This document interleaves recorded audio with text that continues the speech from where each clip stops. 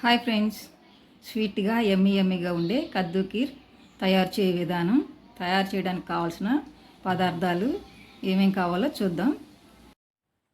Chicken పాలు 1/2 litre తీసుకోవాలి. సొరకాయ తురుం 1 కప్పు. ముందుగా కడిగి నానబెట్టుకున్న సగ్గు బియ్యాన్ని 1/2 కప్పు తీసుకోవాలి. 1 కప్పు షుగరు, నెయ్యి టేస్ట్కి సరిపడా, తరిగిన బాదం, జీడిపప్పు, కిస్మిస్, ఇలాచి. ముందుగా ప్యాన్ పెట్టుకొని 2 స్పూన్లు నెయ్యి వేసుకొని అందులో డ్రై ఫ్రూట్స్ అయితే వేసుకొని ఎర్రగా వేయించి పక్కనైతే పెట్టుకోవాలి. అదే ప్యాన్లో ఇంకా 2 స్పూన్లు నెయ్యి వేసుకొని సొరకాయ తురుమునైతే అందులో వేసేసుకోవాలి. దాన్ని అయితే మంచిగా వేయించుకోవాలి. అందులో నీరంతా కూడా డ్రై అయిపోయి పచ్చివాసన పోయే వరకు వేయించుకోవాలి. స్టవ్ మీద పాలు పెట్టి మరగనిచ్చి సగ్గు బియ్యాన్ని అయితే వేసేసుకోవాలి. వీటిని మంచిగా ఉడకనివ్వాలి.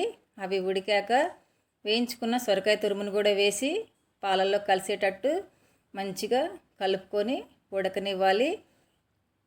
షుగర్ కూడా వేసేసుకోవాలి. షుగర్ను కూడా మంచిగా కరిగాక మనం ముందుగా వేయించి పక్కన పెట్టుకున్న డ్రై ఫ్రూట్స్ని అయితే పాయసంలో వేసేసుకోవాలి.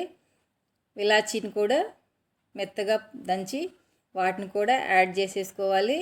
ఇప్పుడు పాయసాన్ని మంచిగా కలుపుకోవాలి.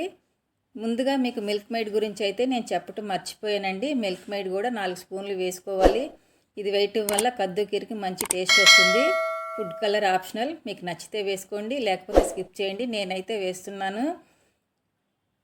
ఇప్పుడు మన కద్దు కీర్ అయితే రెడీ అయిపోయింది.